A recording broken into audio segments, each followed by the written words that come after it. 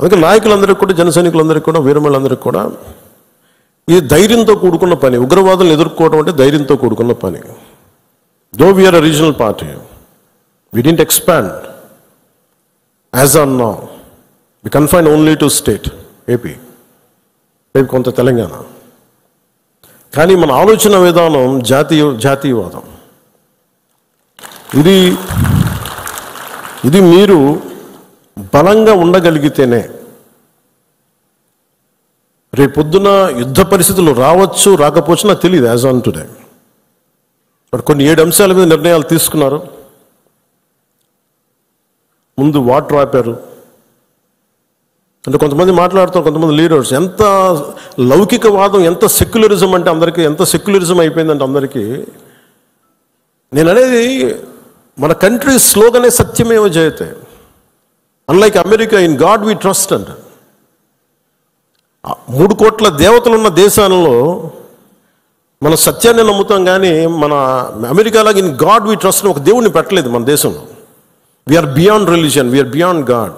Truth is eternal. సత్యం అంటే ఏంటి? ఒక తప్పుని తప్పుగా చెప్పడం, ఒప్పుని ఒప్పుగా చెప్పడం. If I make a mistake, I'll say admitted it's a mistake. Constant కరెక్షన్లో ఉండాలి. ఎటర్నల్ ట్రూత్ అది.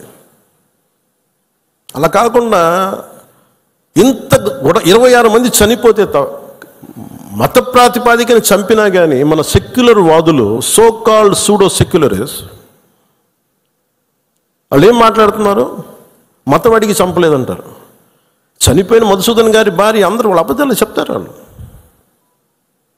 పాకిస్తాన్ని ప్రేమిస్తా అంటారు. వీళ్ళందరూ ఇక్కడ భారతదేశంలో కూర్చొని మీరు పాకిస్తాన్ని ప్రేమిస్తుంటారు. మొన్న కొంతమంది నాయకులు డిబేట్లో మాట్లాడుతుంటే చూస్తున్నాను.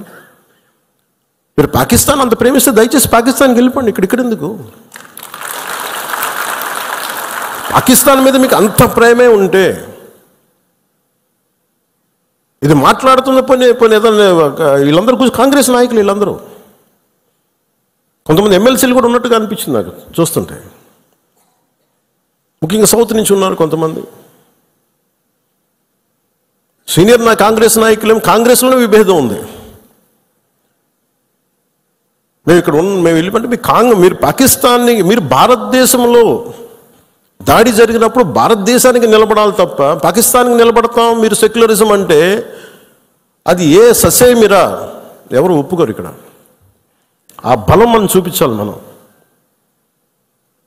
ప్రాణాలు పోతే తిరిగి వస్తాయా? ఆయన ప్రాణాలు పోయినాయి, ఆయన బిడ్డల పరిస్థితి ఏంటి?